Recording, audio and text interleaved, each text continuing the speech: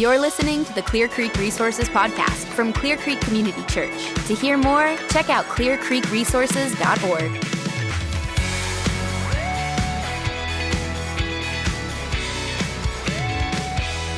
All right, guys, let's jump in. Ryan, Kyle, how we doing? Doing great. Good? Doing well. Cool. Yeah. Thanks for jumping in. All right, so for those that might not know you guys, tell us a little bit about your role at Clear Creek, your family, and then let's do something our listeners may not know about you, just like fun fact. All right, so campus pastor for the Eager Bay campus. Yeah. I also lead our spiritual formation team. Been on staff for about 12 years. It'll be 12 years in February. And fun fact that people don't know about me. Man, I don't know. I don't know. There was a time when I was in college, I wanted to own a barbecue restaurant. There you go. It's going to be called Smokin' Ryan's Texas Barbecue. Smokin' Ryan's. Yep. So Right. now we have barbecue cook-offs at Eager Bay. That's awesome. Yep. Still living the dream. Yeah, still living the dream. All right, Kyle, what about you? I'm at the Clear Lake campus. I'm the student director there, so I work with 6th through 12th grade. And then I also have some central responsibilities for student ministry in relation to that, think through teaching and kind of discipleship level stuff in student ministry. Also, this was new of this past year, which we'll talk some about this later, I think. But I joined the small groups team for a year. That's kind of a stretch assignment program, just get to see other aspects of the church, which has been really awesome working with Carl Garcia, our Clear Lake campus pastor. Campus pastor and small groups director. But so I do that. And then on top of that, there's some teaching stuff that I've stepped into at the Clear Lake campus as well. So that would be kind of my work Tell us about your family. scope. My family, I'm married to my wife, Alexis, and then my brand new 1-year-old daughter, Dinah Grace. So she just turned 1. She just turned 1. She's a little bit older than 1 now. So time is flying by. Cool. But yeah, that's my family dynamic is great. It's probably the most exciting thing that's happening in my life right now. Having a child, a 1-year-old, life has never looked more different than it does right now. So, Any fun facts, anything our listeners may not know about you? Even if they go to your campus, they may not know this about Kyle Mickelin. yeah, I think I would, hobbies of mine, I play disc golf. Yeah. That's a big thing with me. Anything that's a Frisbee and you can throw it. I like playing Aaron. We've played Ultimate Frisbee together. Yep. So, yeah, that's what I would say. Ultimate Frisbee, disc golf, very different things. But Go down the similar. rabbit hole, Yeah. very different thing. All right. Well, hey guys, it's officially December. One of my favorite things this time of year are all the year in review stuff, right? So I just got an email this week from Spotify. It's like, here's all your 2022 top songs, or YouTube always does this like awesome, make you want to cry year in review kind of video. News stations, everybody has it, right? So I want to do a year in review podcast, kind of both as a church, like what are we celebrating, what are we seeing God do over the last year, but also just personally for you guys, like how have you seen God move in your own life? And we'll do some fun stuff on the back end as well. So let's start with the church. Think back to the last 11 months since January of 2022. What are you celebrating most this year? Church-wise, I think, I'm celebrating feeling like we're hitting our stride and getting back to normal after all the COVID stuff for the last couple of years. Right. And so seeing a lot of people return back and say, all right, like now we're back into normal life, seeing new people get plugged in. And so just seeing that, the upward trajectory of attendance, people getting connected. So that's just been really fun. I feel like there's a lot of momentum and just energy in everything that we do, whether it's our services or getting a small group, people serving, like all those things are just ticking up. And that's like forward momentum is a lot of fun. Yeah. And so that's something I'm celebrating. Even within our preaching, we've made some changes that started really January of 2022, and Kyle's part of it. Just talked about he got added to the preaching team for the Clear Lake campus. That's been really fun, I think, for all of us, and we've done some podcasts talking about like how that's been a growing experience. But just celebrating the opportunity personally to do some more preaching, and then to develop more people, and I think we've all just grown a lot. So it's been really fun to see that happen and celebrating it. Cool. What about you, Kyle? For sure. Some of the things we're celebrating, I think, coming out of COVID, that's part of it at the Clear Lake campus as well, specifically to the Clear Lake campus. Just there's a great sense of camaraderie and family, like this closeness. I love how when you walk into the doors of the Clear Lake campus, it feels like you're met with a community. Like people are around to meet you and to talk to you and to hang out afterwards. So that's been awesome. That's been something we've been celebrating. I think also just with that, there's been just a lot of opportunities for people to take next steps into different roles. And there's like this excitement about being able to do that type of stuff. I know in student ministry in our world, just what our volunteer teams look like now and the people that I get to serve and lead with, it looks different. And they bring a whole new perspective. So student ministry has never been more fun than it is right now. So I'm celebrating that. I think as a church as a whole, I mean, this might have happened not last year specifically, but towards the end of last year. I think it was Christmas Eve service actually last year that this happened, was 528 opening and launching its building. And so that's something that we're celebrating and seeing a lot. That has a huge impact in student ministry, what God's doing there at 528 and how that impacts our ministry as a whole, because we're so interconnected in how we work together, really as a church, but also in that. So those are some of the big things I feel like that jump straight to mind as I'm thinking 2022, what are we celebrating? Yeah, I was thinking about that just as you were talking about that. There's 3 of the 4 locations of our campuses at least represented. We have a 5th campus, our Wednesday night campus, but Chris would absolutely say opening a new building is the thing that he's celebrating. And really because it's doubled their reach, not just in attendance, but it's like people are on mission inviting their unchurched friends to engage with them in hearing the gospel and responding to it. So we would celebrate that for 528. I'd say the same thing is true at East 96. Like I meet new people every single week. And so it's not just that people are coming back. It's like I think these are a whole bunch of people that were never there, that people are reaching their neighbors and inviting them to come hear the gospel and to worship with them. And so that's been fun. I'd say we've baptized more people this year than we have the last 2 years combined just because of the circumstances. And so, reaching people, people coming to faith and then being discipled into small groups, growing those ministries, that's things I'm celebrating as well. So on the other side, what would you say over the last 11 months have been the biggest challenges we faced as a church? Maybe even specific to your campus at Eager Bay or Clear Lake or wherever.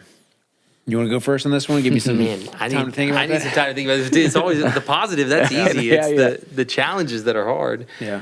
I got something if you need, go if you for need it. more time. Jump in. I'd say one of the things, and I'll speak for myself, but I do speak for other people as well within this. I think that culturally, coming out of a season of a couple years of everything just being a little bit, I don't know, all over the place, I think that people, my own commitment to things is lacking in some things, in some areas.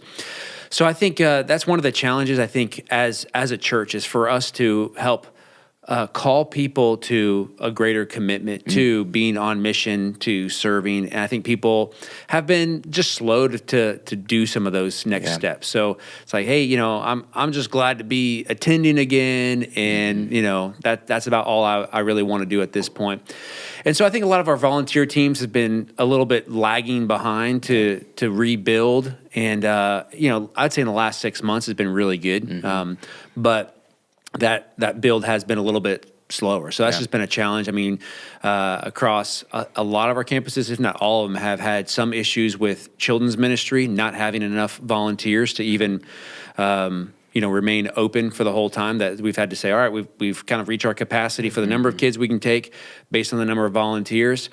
And again, in the last 6 months have been good steady growth in trying to build up some of those teams. But it's been a challenge. It's no fun whenever people are bringing their family into the auditorium when they'd rather have their kids in children's ministry. It's a little more age appropriate for them, but because of space, considerations or really volunteer considerations, not able to really do that. So it's been a challenge, but I think we've seen some good growth in it. Yeah. So that's the exact one I was thinking of. I mean, at East 96, we just have a ton of kids. We're just a pretty young campus. And so there's the kid to adult ratio is really, really high. And so we were experiencing some of the same things. I mean, almost every week early in the summer, we're turning families away and, trying to create an environment for them to be able to still engage. But man, it's tough for parents and for the kids. And so we just challenged our church hey, man, we have to serve people in order to fulfill our mission of leading unchurched people to full devotion. We cannot turn turn unchurched families' kids away. And so what does that look like for us to step into those roles? So I remember at one point in the summer asking Sonia and Grace, the children's directors at our campus, I'm like, how many volunteers do you need every weekend to have like 200 kids in children's ministry? And they're like, we need at least 60. Between two services, we need at least 60. Okay, what are we running now? They're like, 30.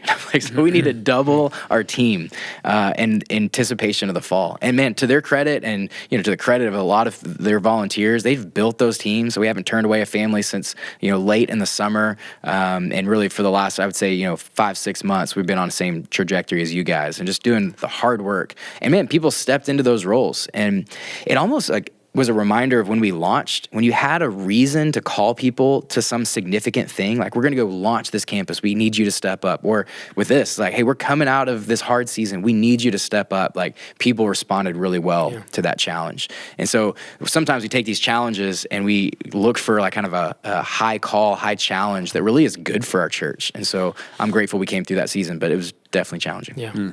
I think something that goes along with both things, this might be more of a cultural deal than just specific to our church, and probably something we've all experienced, shape, or form, but it's really just the busyness factor. I think when you hit COVID, you were hoping, when COVID hit and kind of slowed things down, you were hoping that we would learn some lessons from that we would adopt into our lives. But it's like we found our schedules back to being full.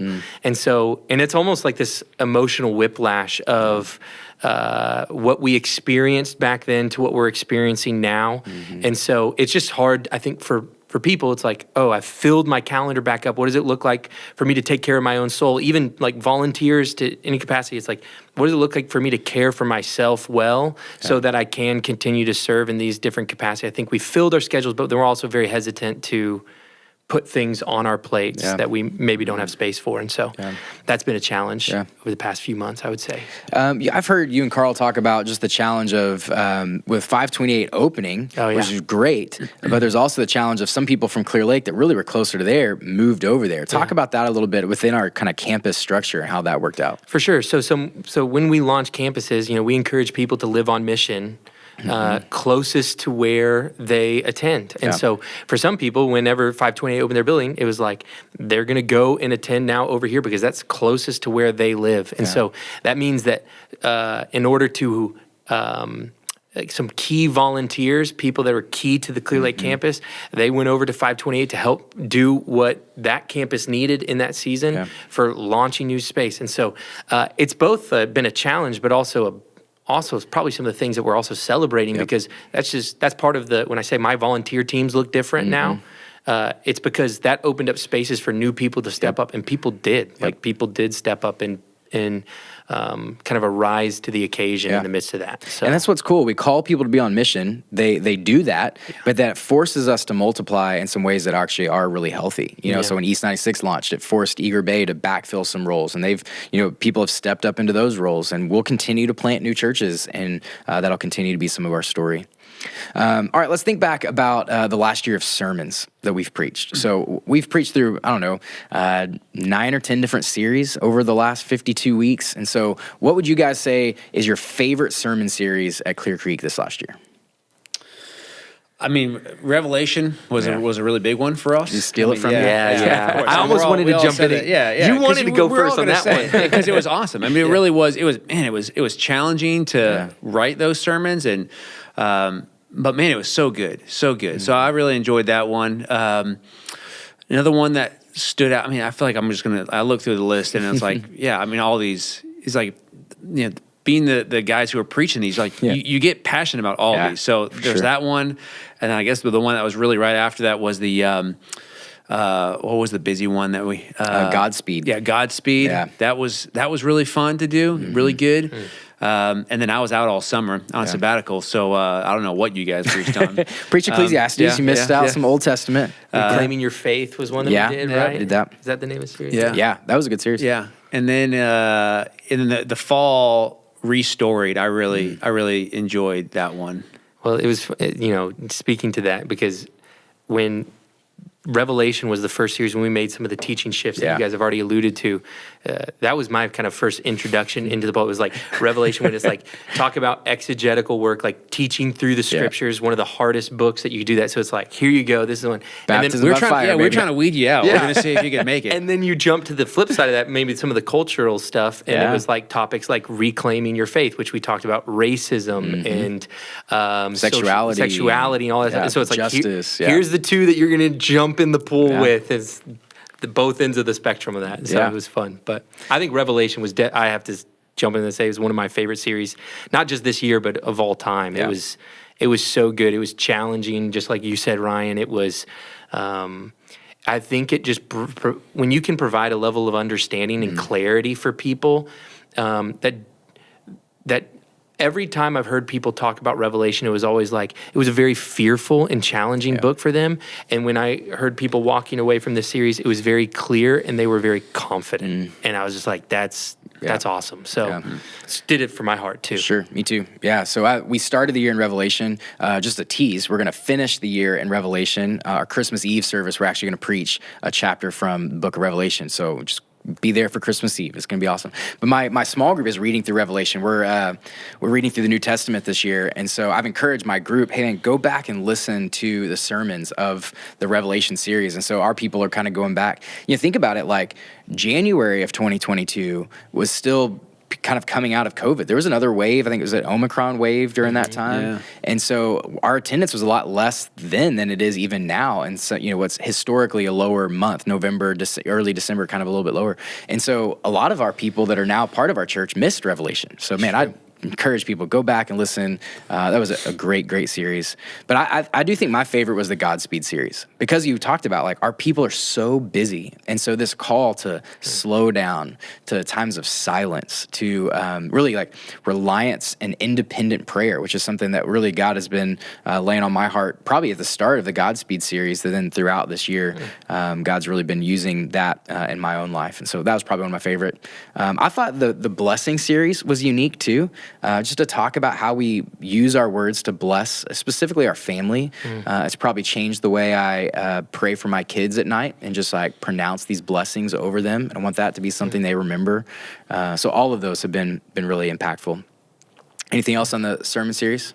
I'd throw out the forgiveness one that we did. Yeah, Is that right one before on there? Easter. Yeah, for me, when I think about people, even in my own life, it's like relationships are so messy that word, that forgiveness word can take you so many different places emotionally. Like you can be wanting forgiveness, but not able to reconcile because the other person's unwilling. You can know that God calls you to forgiveness, but because of the hurts that you've experienced, not willing. So it just touches on so many of the different emotional places in people's hearts, and like relationships are messy. So it was very practical to be able to kind of put that on the forefront. I know I even reference and talk about some of those things in small groups and in my own family, in my own home, as I think about relationships that we need to reconcile and stuff along that nature. So, yeah. I remember somebody even recently talking about, they remember us talking about the difference between forgiveness and reconciliation, and that being like a big thing for them. Like I can't always reconcile everything, but I can forgive, you know? So that's been really impactful for people. So I'm curious, for those who are listening, you know, like what people at Clear Creek would say was their favorite series, what grew people's heart and their devotion. And so if you're listening, man, reach out on social media, let us know. Email Ryan. Ryan loves emails. Just send it to him. Tell us what your favorite series of the year is, and not just what your favorite was because it was, you know, you enjoyed it, but like how did God use it to shape your heart? So I'm curious about that for even you guys. Let's get a little bit more personal, not just church-wise, but this year we spent 40 days in prayer and fasting, leading up into kind of October, November. We actually did 28 days of prayer earlier in the year. And so we've had this emphasis of prayer, but most recently prayer and fasting. So I'm curious, what'd you guys fast from? And then two, how has God shaped your heart for prayer in 2022? Fasting for me, so during the 40 days of prayer and fasting, I just picked a day, which was Monday for me, the first really of the work week, what it felt like, to fast from food. And so all day Monday, I was very hungry. And so I would fast for that. And during the meal times, just spend some time praying and reflecting during that space. So that's what fasting looked like for me. For me, I realized that just looking at my phone has become so much of a habit that it was just really not not helpful for me. Like I would just find myself just always just looking at, scrolling through news, I mean, it's like if I exhausted all the news for the day, it's like there's nothing else happening, then I would just, I don't know, I'd go to Amazon and just like look through, the deals of the day or something. It was just like, I don't know. I found that mindless scrolling. Yeah, mindless scrolling is such a distraction for me. So I was like, all right, I'm going to turn off all the apps that are my most popular ones, basically. Like, so that was YouTube, my browser, all social media, which I don't do a lot of social media on my phone anyway, Amazon even. And so, my phone was just a communication device, essentially. It was just, I could do email, I could do text message, phone calls, that sort of thing. And, I didn't care about scrolling through email. So I was just like, it just, like anytime I just felt this compulsion to like pull my phone out, I'm like, oh yeah, so it really was a good reminder for me.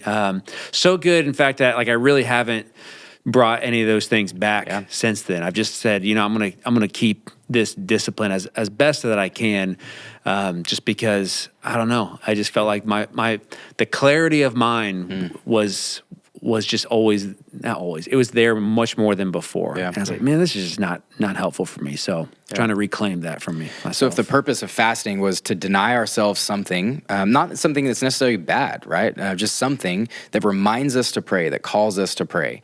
So for me, that was caffeine in the morning. It's like I was so dependent on caffeine to wake up and get moving for the day. It's like I don't want to be dependent on something other than the Lord.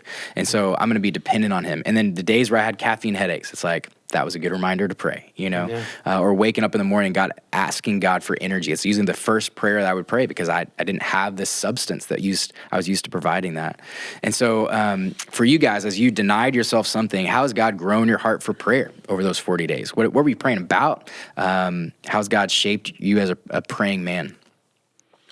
Yeah, it was a very impactful time. I think a lot of the stuff I had been reading independent from this, so we're in some classes right now for school, and all those things that we've been talking about and reading about, that was coming from like one direction. Some other stuff I'd been reading and listening to that's come from another direction. And then the 40 days of prayer and fast, it's like all this stuff was coming at me. And I felt like God was really just calling me just to be in his presence a whole lot more and be much more dependent on prayer. Yep. A lot of passages that just read through as I was just reading through the Bible, like part of the 40 days of prayer and fasting, but even just on my own, we're highlighting all these examples of Jesus praying. And I'm trying to remember all these specific stories, but like, it was Jesus praying about some things that were relatively minor, I guess. And I'm like, well, man, if Jesus has to pray, like as an ongoing discipline of depending on God the Father, then how am I just operating in all these different areas, all these different decisions by just saying, well, I'm trusting in God's wisdom, that his Spirit's just working in me. So I don't actually need to pause and pray. I can just sort of make the decision that I feel like is the wisest decision and trust that God's at work in that, which I think that's true, but it's almost like that was an excuse for me not to pray as much. And so it was really like a season of thinking, I'm going to pray about as many things as I can, and all the different prayer prompts were really helpful to say like, hey, pray for someone who needs healing. And it's like, oh, we had just sent out like a campus pastor email that was like asking like, hey, how can I pray for you? So I had a whole inbox full of all these people I can pray for. So it's like, I'm praying through all those things. And it takes a long time to get through that. And that was a really good exercise for me to say like, this morning, I'm going to pray through all these people who are in my inbox. And it probably took me an hour to like pray for each one and then reply back to those people. Yeah. And I was like, wow, that took a lot longer than I thought. And it was good. It was good for me to break that like efficiency mindset that I constantly have. So it was good. It just slowed me down a lot. And again, it just made me yearn for that more and more. It's like, I don't want to lose that. So whatever I have to give up in my life to keep that that sense of intimacy with God, like I will throw my phone away if I have to do that. So part of that also was just an enriching time of like worship, like corporate worship. Like I've never looked forward to showing up on a Sunday and like singing than I have in this past fall. Wow. And some of that was like that sermon that we did in that Restored series on singing. Like writing that sermon like changed my heart about singing in the service. And so like I show up with a different mindset. Like, I mean, I'm excited to do that. It's like, oh yeah, also I get to preach, but like I'm excited to like sing before we get up in there and do that. So anyway, it's been a really good season. Well, go back to that singing for a second, because if people missed that sermon, like what's the purpose of singing? Like, isn't that just preparing us to hear a sermon? Like that's kind of how a lot of people treat it. It's the warm up before we really open the scriptures. So what has God done in your own heart that you've enjoyed the corporate worship more because of it? I think it's thinking about the significance of the words a little bit more than I have been. Trying to be a little bit more present in that, and not just like, hey, we're singing and yep, they're on the screen, but like I'm gonna try to resonate with the meaning a little bit more. There's that. It's more of an awareness of the other people in the room as well. So I'm singing to them, they're singing to me, and hearing people. I mean, people are engaging now more than they ever have, and so it's like, it's powerful whenever I'm hearing people sing more. I'm trying to remember other points of that sermon that were really... the scripture that was like, teach and admonish one another. How? Through singing. Like through singing psalms and hymns and spiritual songs with thanksgiving in your heart, you know? And so that's the thing, is like there's other people in this room that we're doing this together, and we're teaching each other. We're cautioning each other in the gospel by our singing. So it's not just JJ on stage at East 96 singing for us. It's that we're singing together to teach one another. And this last week, I was standing next to Dave Vanderwide during worship, and he tapped me on the shoulder. He's like, do you hear that? I'm like, what, is there like something wrong with the microphone? He's like, no, listen to our people. Like, listen to our people sing. And it's been more than people have in the past. And I don't think that's a coincidence that we've been praying together, and now we're singing together. And we've been, hearing from the Lord in other ways, and now we're responding to the gospel in a significant, passionate way. So I agree with you. The other thing in there that I think that really impacted me, this is kind of silly, but it's like the bumper video that we had before that message, all those like images of Coldplay and U2 and all this stuff. So it was kind of like that came out of this like programming meeting idea. And so just seeing people's faces and feeling this conviction of, man, like those people are like passionately worshiping something. They're not worshiping Jesus, at least in those lyrics of those songs, but it's like this concerts. And like, it was convicting for me to be like, I'm passionate like that in other settings. If I'm singing in my car, I mean, like I'm more demonstrative singing in my car than I am here on Sunday morning. And it was like, what is that? Like, what is that block in there? Am I thinking about what other people are thinking too much? Am I thinking about what I got to get up and say in just a second? Like, why am I not focused? And why am I not feeling this the way that I feel it if I'm singing in my car or whatever? Like, so that was good, man. It's been good. Good. I think with singing too, just to add, like one of the things that makes corporate worship so beautiful for me, and it's been something that's continued to grow in the life of our church at each of our campuses or at all the campuses. It's like we hear this frame, but it's also the community aspect. Yes, I'm singing to you and you're singing to me, but like, man, there's nothing more that wrecks me whenever I know the life and the story of someone and they're going through a rocking, wavy season, and they say something like, or sing something like, "In Christ alone, my hope is found." And you can tell, like, I know your story. I know what you're going through. That just opens up a whole new perspective to that song and how the gospel ministers to people in that moment. So it's just an expressive opportunity. It's an opportunity for us to be expressive about how the gospel gives us hope and joy and peace and comfort and all of those things. So I agree. Going back to, we kind of went off on a rabbit trail, but prayer for you. Was there anything that God like really used that 40 days of prayer to grow your heart? I think we're going to sound like a broken record a little bit because, it's just what prayer does. Yeah. Like you couple prayer with fasting to take something away from yourself that you use to depend upon. And then instead of that, go to God and ask Him to be the source of your life for whatever that one thing was bringing you. And so dependence, that was what God just broke my heart in so many pieces. But like, God, Kyle, you have to be dependent upon me. And you you think about our culture and our society, we're so self-sufficient, with infrastructure, like the way that even our roads drive, like the medical advancements, we can so easily slip into this mindset that I think it's just like we've got it pretty figured out. Yeah. We know how to do this stuff, and even us, the way we work as a church, sometimes like very systems. It's like sometimes those systems continue. In your mind, you can begin to think, I've got this, right? And there's just this level of, I think, dependence that God began to work in my heart.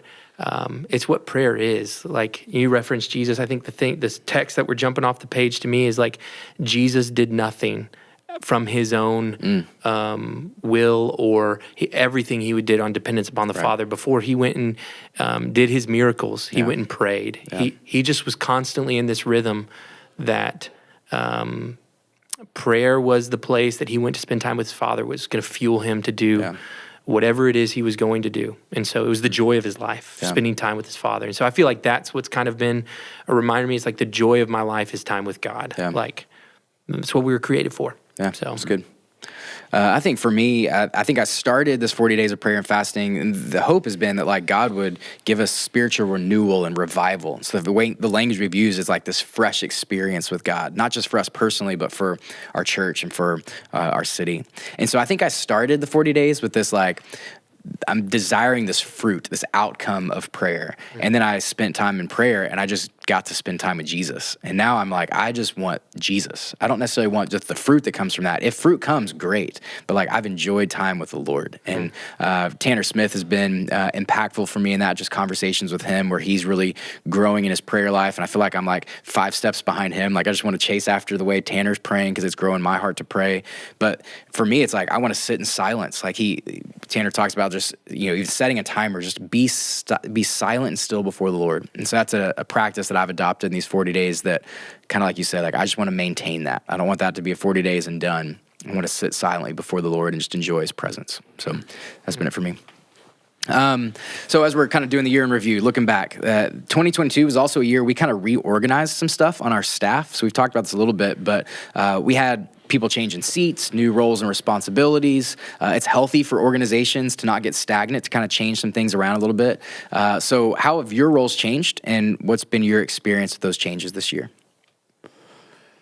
How about you go? You've already referenced a couple of your changes. I feel like I didn't have as many changes. But sure, I'll jump in that. So student ministry as a whole, we function centrally in a lot of ways. And so we had a central reshuffling. That's we probably don't feel those changes as much. But the ones that I've felt was the stretch assignments for sure, jumping into like completely outside of the world of student ministry, jumping into the small groups team. And that's just, that's been helpful for me to jump into that team and sit and meet with them and be a part of that and learn. I've just learned a lot. Yeah. Learned a lot about how we think about small groups, learned a lot about how different leaders lead. Carl Garcia is the guy that leads our small groups team and leads closely with Rachel Fisher and then also Elizabeth Garcia. And so both of them, I just got to kind of step into this team and see how they think about small groups and how they lead both spiritually and organizationally, honestly. And so that was helpful for me, just thinking about, I get to take a lot of this stuff back to student ministry, learning from how these people lead, and I get to lead in that. I mean, small groups is such an awesome team, and it's such an awesome ministry. I mean, like the navigators, it's so awesome. I spent some time on that team. Aaron did for a little bit. I mean, just Carl, Rachel, Elizabeth. I mean, so good. I'm glad you're doing it because it's awesome. Well, it's a formative role too, because like in student ministry, I did student ministry. You can get siloed if we're not careful, right? Just our office is in a different place. The ministry could kind of be separate, but that's an invite into a different world where you're, interacting with a lot of adults and leaders from like all campuses. So like you're known at a lot of places, not just at Clear Lake, because you have a central role on an adult team, and so it was formative for me. It is for me as well. It is. That's why I bring it up. It is been super awesome. Talk about your preaching changes, though. That's a big change in the schedule and all that at Clear Lake. So, starting January, I think, and it's been kind of a slow drip right now, but basically just adding some teaching rotations on to my schedule at the Clear Lake campus. Start out slowly, adding just a few here and there, and then now we're about once a month I'll preach at the Clear Lake campus, which has been great for my heart in the sense of I love preaching. It's a passion of mine. I have learned so much from this just in the process of how we think about sermons, getting to work closely with you guys and see how you think about writing sermons. There's this heaviness to it too, though, because it's like, man, occupying the pulpit. I mean, my love for the pulpit has grown a lot in this. It's and wanting to do it well, and so there's been a whole bunch of different things that have come from that. I think I've also learned the different styles and voices that people bring to the pulpit. Everybody has, man, it's just stuff that you don't even think about. You just like, man, I like listening to this guy, I like listening to this guy, I like listening to this guy. And the things that you like about them, it's because they have a specific style that they bring to the equation. I'm like, preaching is truth communicated through personality. That's something we say a lot. And I've been trying to figure out my personality in the pulpit. What does that look like finding your voice. for me? It's a real thing. Finding my voice. And so a lot of trial and error, a lot of discovery. But I've just been grateful for the opportunity and people willing to walk alongside me in the midst of that to help me in that way. So, Well, you're a really gifted preacher. We're glad that you're doing it. I'm glad you're getting developed over at Clear Lake. It's awesome. Ryan, what about you, man? That's probably been the bigger change to my role. I mean, as far as spiritual formation team in Eager Bay, that has been unchanged for a little while now. So yeah, adding preaching to my plate more so. Before I was doing probably on average maybe once a month throughout the year, throughout different times. And now it's about half the time. So, or double that. I mean, like it's twice a month. double that, but now it's like it's much more of a regular thing. So it's like every other week. When before it was, it'd be like holidays or it'd be scattered around. So so that's been really good. I mean, it's helpful to have a regular rhythm of doing that. It helps you do it faster. It helps you to feel like you're getting into a little bit of a flow. You get some momentum from week to week. So yeah, that's been good. Cool. Yeah, I mean, Ryan and I probably share some of the same preaching stuff. I'm leading a strategic leadership team. I was, before that, giving some leadership to our programming. But I'm grateful Brad Loser stepped into that role, has done a great job of leading services and leading worship leaders as they plan services. And so now I get to kind of think strategically on behalf of the church, work really close with Ryan. So spiritual formation kind of is informing how we want to strategically lead. And so I'm enjoying switching over into that role. That's been a big change for us, though. All right, let's go rapid fire. All right, let's do it. So personal questions, looking back on the year, 2022, year in review. So let's do this. Favorite worship service so far this year? Night of worship. Oh, yeah. It was a worship service. It wasn't Sunday morning one, but it was a Sunday evening. It was awesome. Oh, it's awesome. you're going to be mad because that's what I was going to say too. Oh, yeah, of course. It was so good. Dude. I mean, Great. preaching that morning on singing and then showing up to sing, man, it was good. Yeah, it was a good night. Usually my answer to this question is Christmas Eve, but we haven't had Christmas Eve yet this year. It's coming up pretty soon.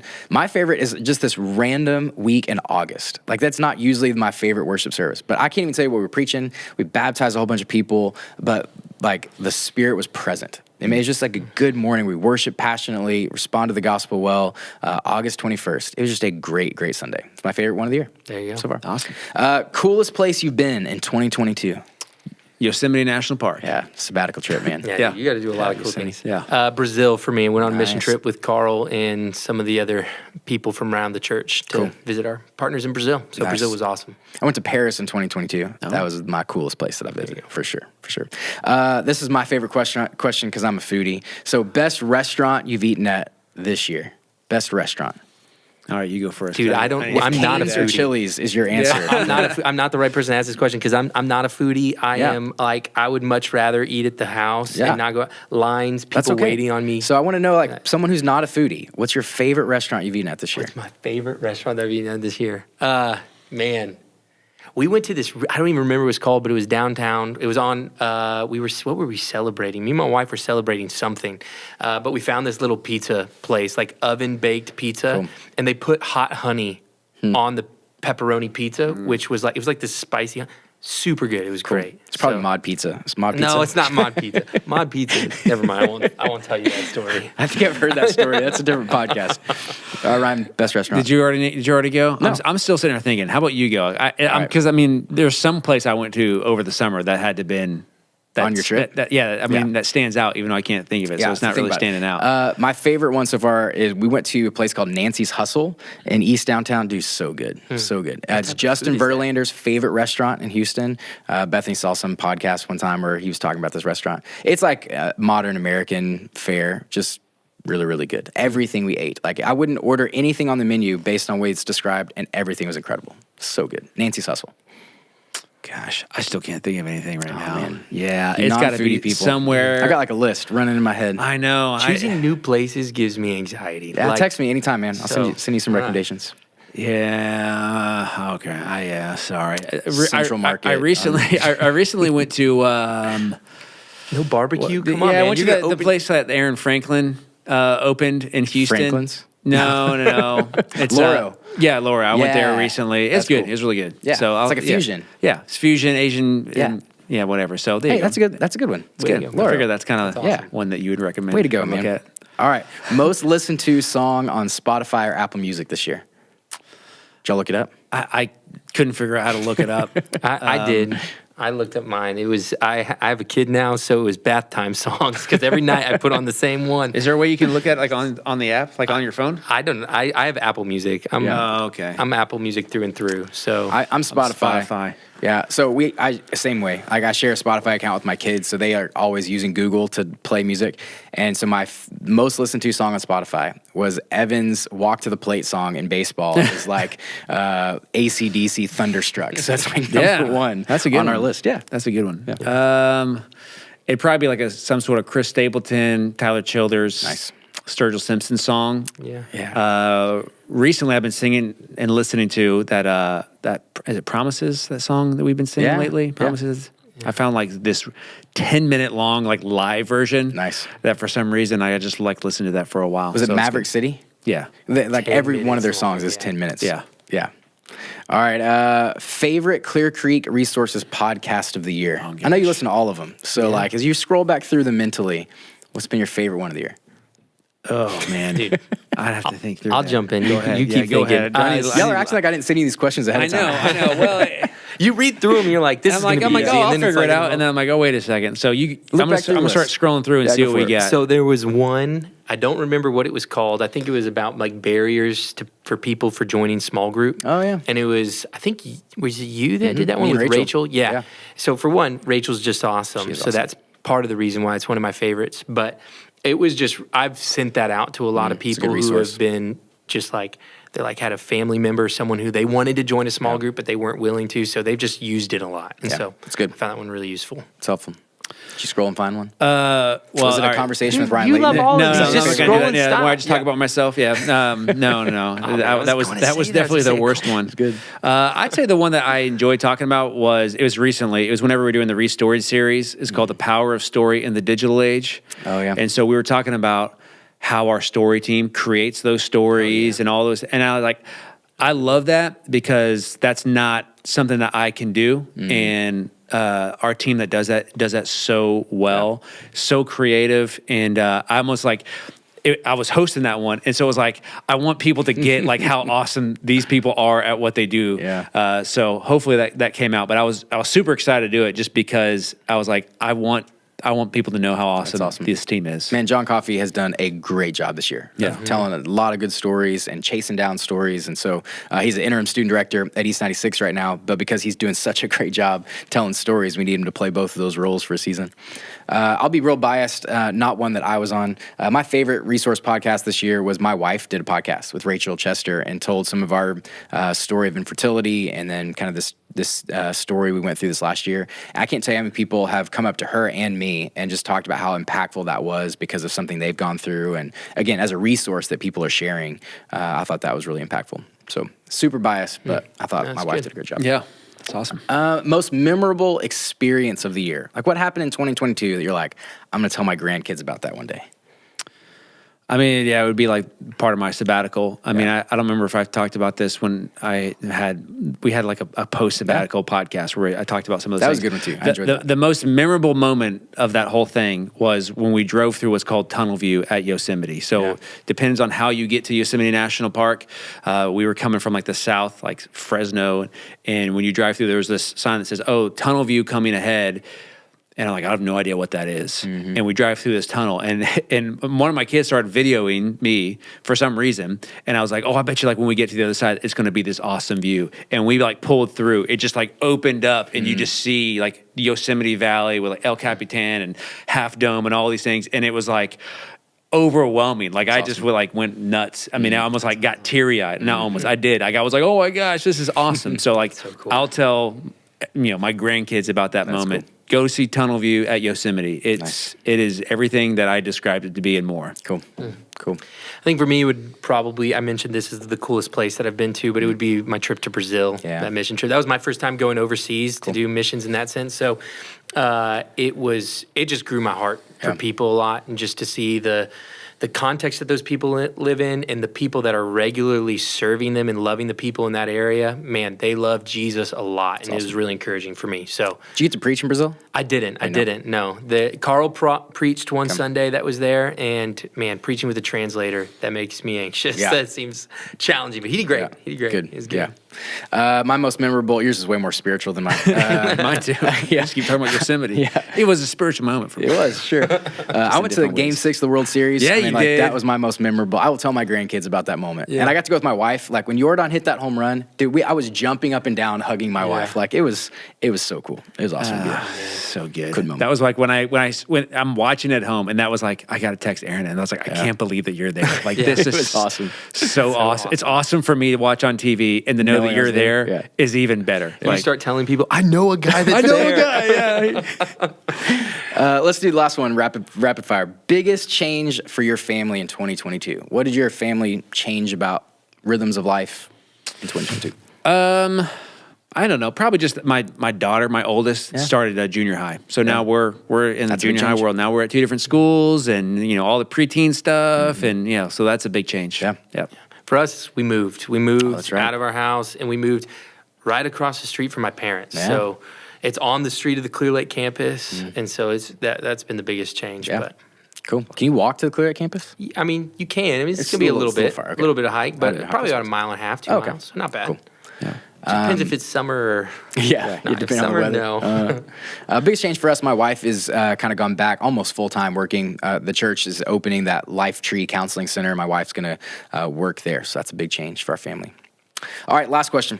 We head into 2023. We've kind of looked back at 2022. As we head into 2023, just briefly, what are your hopes for the year ahead? As a church or personally, however you want to answer that question. What are your hopes for 2023? I mean, for myself and for the church, probably the same thing is like this sense of the nearness of God, like that would continue and grow in the new year. Yeah. And so that I would be just be so willing to give up whatever I need to give up to have that like nearness with God. So if I need to like create margin with my time, or we've been talking about generosity, like if money has a hold of my heart, like what do I need to get rid of? Like how can I grow in my love for Jesus more and more, and then allowing God just to, overflow that however he sees fit, just sharing the gospel with people and seeing people get baptized. Like